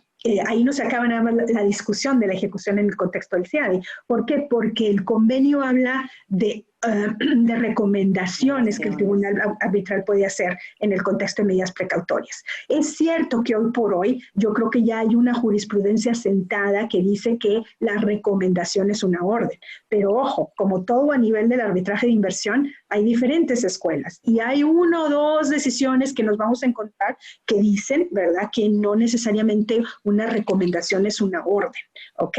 Entonces, hay tribunales, la gran mayoría es cierto que los tribunales arbitrales dicen cuando yo emito una recomendación de medida precautoria, en realidad se trata de una orden. Pero entonces, la discusión, orden, recomendación, obligatoria, no obligatoria, ¿quién ejerce la ejecución de eso? Al final es el tribunal arbitral del CIADI bajo los parámetros que le brinda el convenio CIADI. Ahora, en el arbitraje de inversión sabemos todos que también está la discusión, no necesariamente que sea un arbitraje de inversión bajo el convenio CIADI. Nos llevamos a otras reglas arbitrables. Aquí ya hemos traído a la mesa la discusión de las reglas de arbitraje UNCITRAL o CONUDBI. Entonces, ahí ya entraría más en juego la ley aplicable del lugar del arbitraje, ¿correcto? Para temas de medidas precautorias. Hoy por hoy, con las reformas que ha visto la ley modelo y las reglas de arbitraje UNCITRAL, ya pareciese que la ejecución tiene más lineamientos y es muy semejante a lo que ustedes han discutido bajo derecho mexicano, porque la ley mexicana, salvo este famoso último párrafo del artículo, se inspira, ¿verdad?, y toma mucho de los lineamientos y del lenguaje que utiliza la ley modelo UNCITRAL respecto a las disposiciones de las medidas precautorias. Pero ahí entonces, a nivel internacional, si nos vamos un poquito más allá, ¿qué va a entrar en contexto? Y es en base a lo que ustedes mismos están discutiendo a nivel local. Se deben entender como una orden, se deben entender un laudo, ¿verdad? Porque entonces si es una orden a lo mejor no requiere de la misma ejecutabilidad o de los mismos principios o requisitos que se aplicarían a la ejecución de un laudo arbitral, ¿correcto? Entonces, a nivel si está visto por el tribunal arbitral como un laudo emitido como un laudo y no como una orden, entra en juego la discusión. Entonces, podemos ejecutar ese laudo de medida precautoria bajo los principios de la Convención de Nueva York de 1958 para el reconocimiento y ejecución de laudos extranjeros. Ahí mismo hay dos escuelas. Yo creo que la escuela más sentada es la que nos dice, no, porque la naturaleza de la medida precautoria es transitoria, es temporal y puede modificarse, y no resuelve, no le pone fin a la disputa entre las partes. Yo pienso que muchas jurisdicciones van en esta dirección, pero de nuevo, habrá aquellas jurisdicciones, ¿verdad?, que tal vez quieran ser un poquito más liberales y decir, bueno, tienen los principios, tienen los requisitos, incluso como decía Marco Tulio y Víctor, se puede atacar una de estas órdenes siguiendo mucho de los principios de los requisitos para denegar la ejecución. Entonces, ¿por qué no? A lo mejor se puede utilizar el mismo artículo 5 de la Convención de Nueva York para ejecutar este tipo de laudos dictados en medidas provisionales. Nada más esto para agregar a la fascinante discusión que están teniendo en temas sobre todo derecho mexicano, y ponerlo un poquito en contexto bajo derecho internacional. Arbitraje internacional, perdón.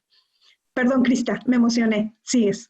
No, adelante, Claudia. La verdad es que siempre es un gusto escucharte. Y creo que tocas temas muy relevantes y que, por supuesto, sí es muy distinto el arbitraje comercial que el arbitraje de inversión, ¿no? Desde los criterios, los parámetros, los thresholds, todo varía bastante.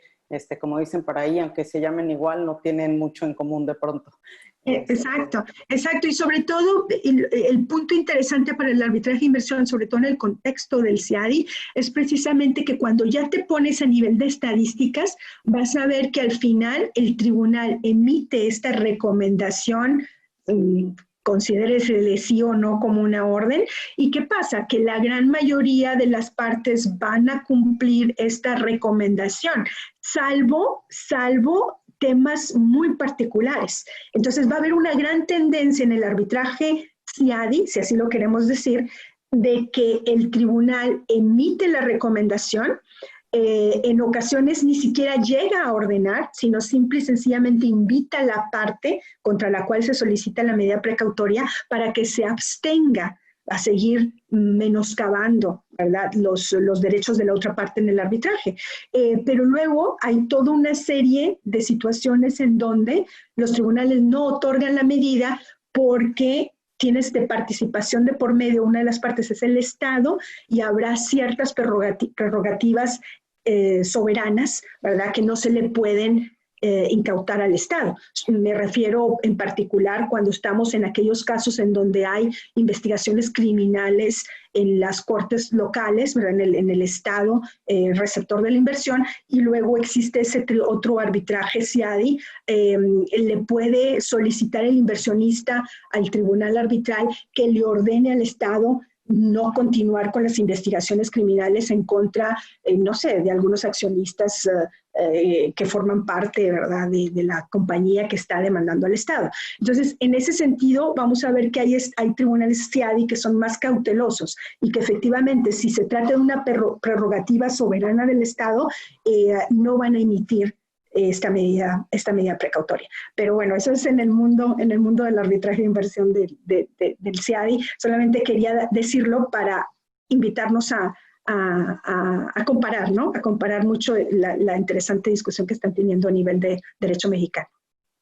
Claudia, muchísimas gracias, Claudia, por estas diferencias. De hecho, bueno, ahora sé que hay unos puntos que se quedaron en el tintero, pero creo que abarcamos súper bien lo que está pasando en el contexto del arbitraje y la conexión con las Cortes Nacionales, arbitraje en México. Y bueno, esta gran diferencia, yo a veces pienso que en el arbitraje de inversión son muy serios, obviamente, y hay ciertas reglas, pero al mismo tiempo, escuchando la experiencia mexicana, siento que es más estricta, tal vez, que lo que pasa a nivel CIADI. Y a lo mejor para abrir ya la sesión de preguntas y respuestas, y cualquier otro comentario que ustedes quieran añadir. Claudia, tú mencionaste al principio que en el arbitraje de inversión lo que se trata de hacer es la preservación de derechos. Tratas de proteger los derechos del inversionista. Pero pensé, de hecho, en este punto que acabas de mencionar, que hay una cierta limitación de cuidar los derechos del inversionista simplemente porque no puedes obligar al Estado. O sea, que tú cuides mis derechos significa que yo le tengo que decir incidentalmente al Estado, haz esto o no hagas esto, continúa con la licencia o no, o pide o sigue dejando al inversionista operar en esta construcción, etcétera. Entonces hay un balance muy difícil entre esta preservación de los derechos del inversionista y la limitación de que sí le puedes decir al Estado, pero realmente, ¿sabes? O sea, no, como lo dicen en inglés, no hay un verdadero specific performance que le puedas pedir al Estado que haga. Entonces, no sé, ¿cuál es como abogada, cuando hablas con tus clientes, qué les dices? Porque a lo mejor ellos tienen muchas expectativas de que las medidas cautelares van a funcionar súper bien y que van a poder continuar con su proyecto, van a poder conservar la licencia mientras el arbitraje se termina. Entonces, ¿cómo manejas esas expectativas tal vez cuando hablas con tus clientes, inversionistas o no? Claro, a lo mejor no soy la mejor persona para darte una respuesta con esta pregunta en particular, porque yo me dedico a representación exclusiva de estados, ¿no?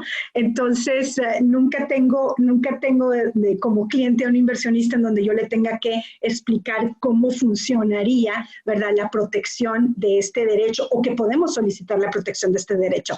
Pero como académica, te digo, ¿verdad?, que efectivamente, o sea, el balance en el tema de medidas precautorias a nivel del arbitraje. Y nada más digo CIADI, porque ojo, cuando tú tomas el convenio CIADI, habla de la conservación de los derechos, pero cuando estás bajo otros reglamentos, no tienes esa disposición, ¿correcto? Entonces, si estamos en el mundo de la aplicación de reglamento UNCITRAL o incluso reglamentos SI para un arbitraje VIT, por ejemplo, de un arbitraje de inversión, no existe necesariamente el lenguaje que existe bajo el convenio. Entonces, yo creo que donde los tribunales han encontrado un poquito el balance es decir, bueno, ¿qué tipo de derechos se pueden proteger primero, verdad?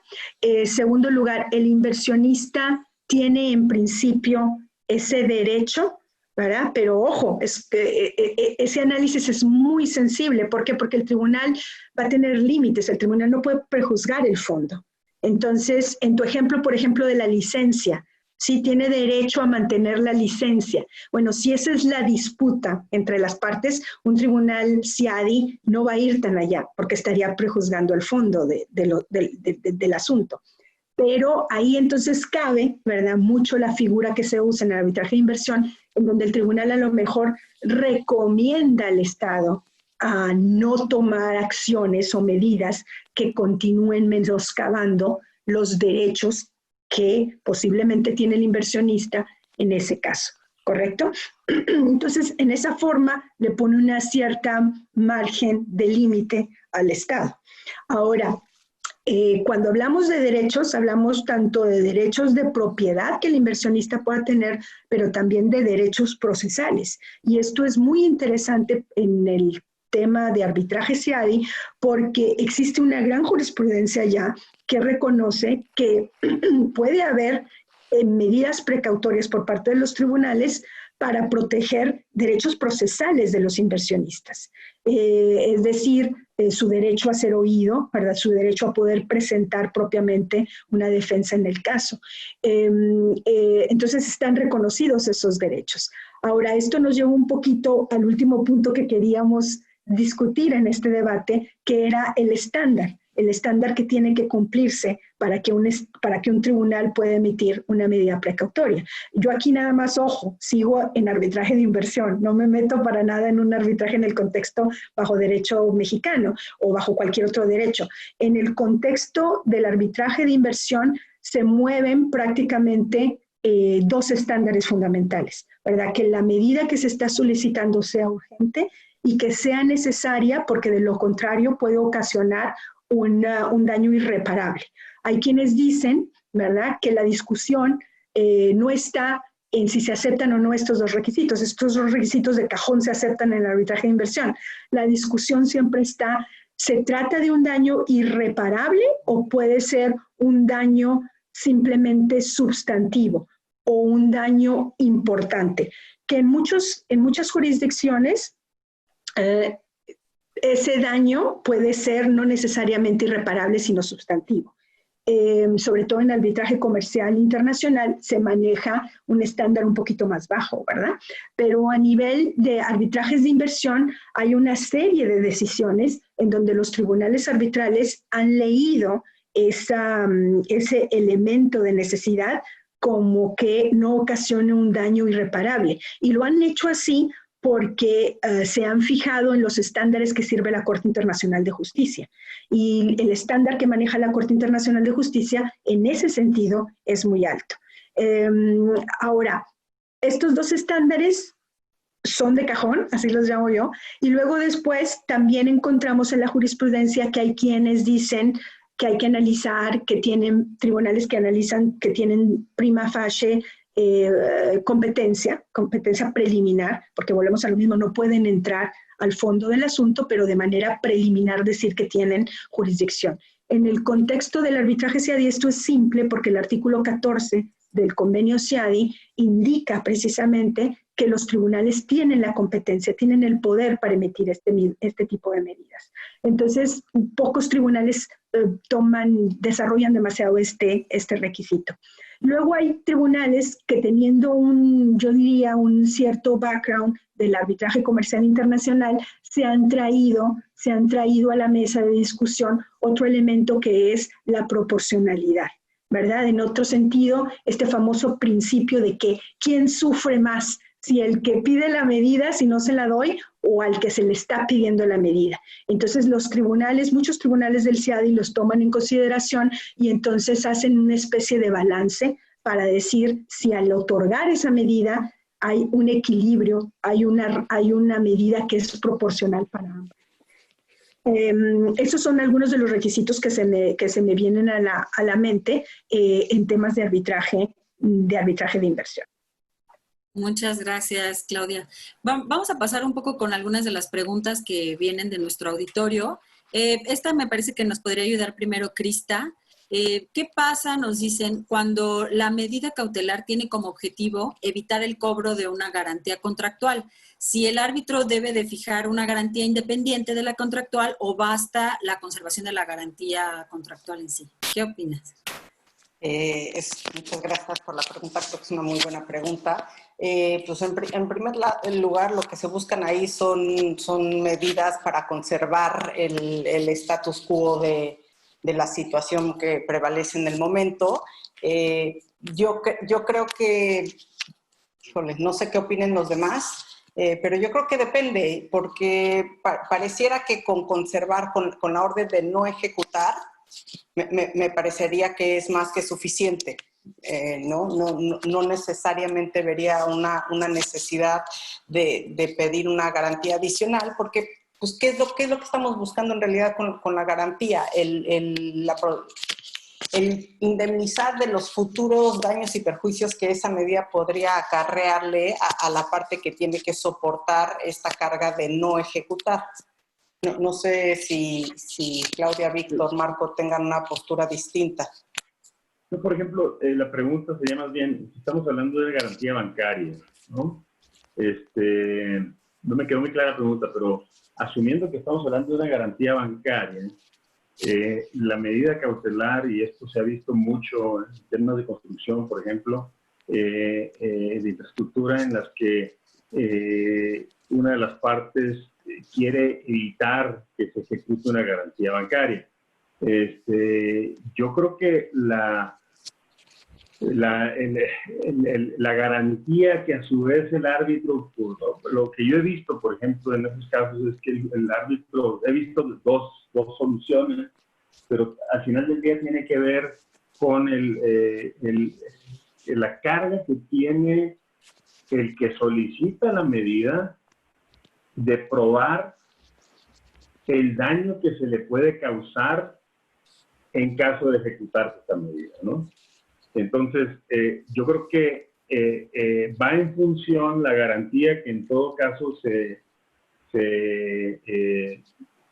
ponga, deberá ir en función del daño que pueda causar con el cobro de la garantía o con el no cobro de la garantía, según de dónde venga la medida cautelar.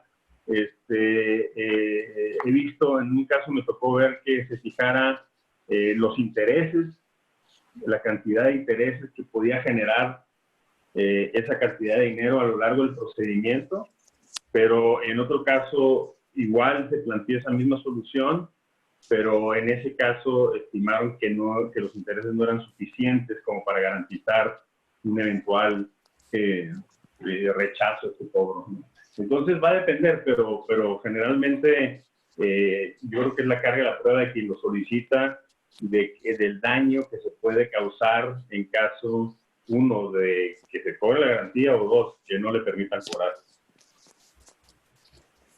Muchas gracias. También tenemos otra pregunta que considero que puede ser muy interesante de abordar, que nos hace Antonio Grayer, que estudia en la Facultad de Derecho, y plantea la pregunta: ¿qué pasa con la obligación de informar al tribunal arbitral cuando se han obtenido medidas en el foro judicial?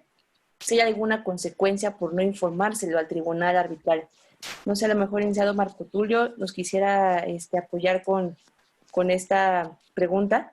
Si obtienes la medida cautelar en la vía judicial y no le informas al tribunal arbitral que tuviste ese contacto con el juez, ¿habrá alguna sanción? ¿El árbitro puede decir algo? A ver, la obligación la establece normalmente el reglamento. Yo recuerdo, el reglamento establece la obligación de informar a la secretaría más que al tribunal. Pero vamos a asumir que le tenga que informar al tribunal. Es en propio beneficio de la parte que está solicitando la medida que se le informe. Quizás ahí la discusión es los términos de esta obligación, porque como el reglamento de la CCI habla de la obligación de informar de la solicitud de las medidas. Y de cualquier cambio relevante.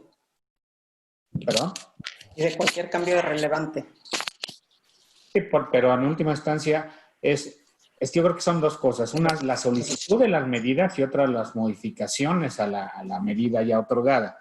Entonces, si uno informa de la que está solicitando medidas cautelares, y lo que se busca, vamos a los escenarios, lo que se busca es, dentro de un procedimiento judicial mexicano, tratar de obtener esta especie de medida preliminar a la medida, sería una locura desde el punto de vista estratégico práctico informarle a la secretaría o al tribunal que se está tratando de obtener si existen reglas dentro del arbitraje que cualquier comunicación debe ser copiada a la otra parte, ¿no?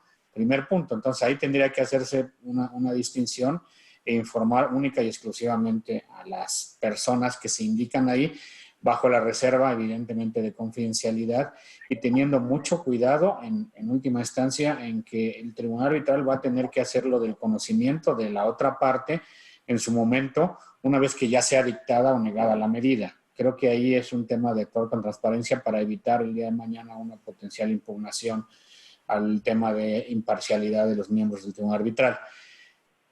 En un caso particular que nosotros tuvimos, no lo informamos de inmediato por estas circunstancias. La Secretaría no nos dijo gran cosa. El tribunal arbitral, sinceramente, no estuvo muy contento, porque a veces los tribunales arbitrales tienen algún celo de ¿por qué no me lo pediste a mí? Cuando la razonabilidad pues es a veces simplemente el tratar de lograr la ejecución lo más pronto posible. Y yo no veo ninguna sanción en particular.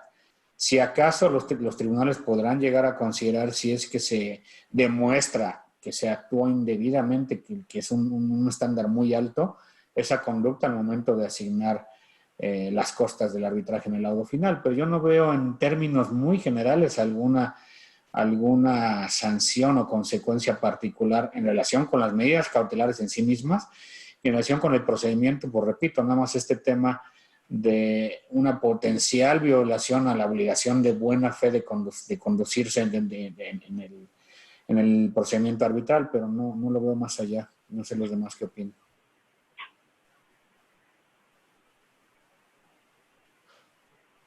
Silvia, no te escuchamos. Perdón, sí estaba apagada. Muchas gracias, licenciado. La verdad, coincido que la obligación viene en el reglamento y que no hay una sanción prevista. Y como usted dice, ¿no? Siempre partiendo de la buena fe, y quien obtuvo una medida cautelar en la vía judicial, no habría una razón por la cual no se lo informa al tribunal que finalmente no la puede, la medida está dictada finalmente. Y solamente retomando una de las últimas preguntas que ya tenemos en el foro, a la licenciada Claudia Frutos, sé que se tocó anteriormente, pero es un tema muy, muy básico y que genera mucha controversia. El tema de si a través de una medida cautelar se puede afectar a terceros o vincular a terceros que no están firmando el acuerdo arbitral. ¿Usted ¿qué opina respecto a esa cuestión? ¿Puedes obligar con una medida cautelar a un no signatario del acuerdo arbitral? Bueno, si doy la respuesta pensando si yo soy el tribunal arbitral, creo que no lo haría, ¿verdad? No lo haría. ¿Por qué? Porque estamos hablando de extender, ¿verdad? De extender la competencia del tribunal ante quien no tienes jurisdicción. Volvemos a lo mismo, la naturaleza del arbitraje, ¿verdad? Es consensual, es entre las partes a quienes han otorgado ese consentimiento arbitral. Entonces, en ese sentido, yo creo que si se solicita al tribunal arbitral, y yo estoy sentada en el tribunal arbitral, poco me sentiría cómoda en otorgar una medida de esa naturaleza. Si soy un abogado de parte, ¿verdad? Y quisiera entonces forzar a un tercero, a lo mejor en lugar de ir al tribunal arbitral precisamente por la respuesta que te estoy dando pensando como un árbitro, como abogado de parte creo yo que iría mejor a un tribunal local, ¿verdad? A quien tenga jurisdicción sobre ese tercero para que le ordene que haga o deje de hacer cualquier medida, ¿verdad? Que tiene una repercusión en mi arbitraje. Pero entonces ya sí alguien va a emitir una medida precautoria que tiene jurisdicción sobre esa persona, compañía, entidad. No sé si mis colegas quieren agregar algo más. De hecho, es un tema muy particular que se da, ahorita mencionaba Víctor un ejemplo en arbitrajes de construcción, cuando hay garantías bancarias, o sea, el cobro de una carta de crédito, etcétera. Es muy difícil si el banco evidentemente no es parte de la cláusula arbitral ni de la disputa en sí misma, que un tribunal arbitral le pueda ordenar a un banco que no se haga efectiva. Le puede ordenar a la parte, pero si la parte dice, gracias por participar, va y la presenta y el banco tiene que obedecer al mandato si es una carta de crédito irrevocable que nada más se cumplen los requisitos de la notificación de la parte que la está haciendo efectiva. Entonces sí, es el caso muy particular en donde este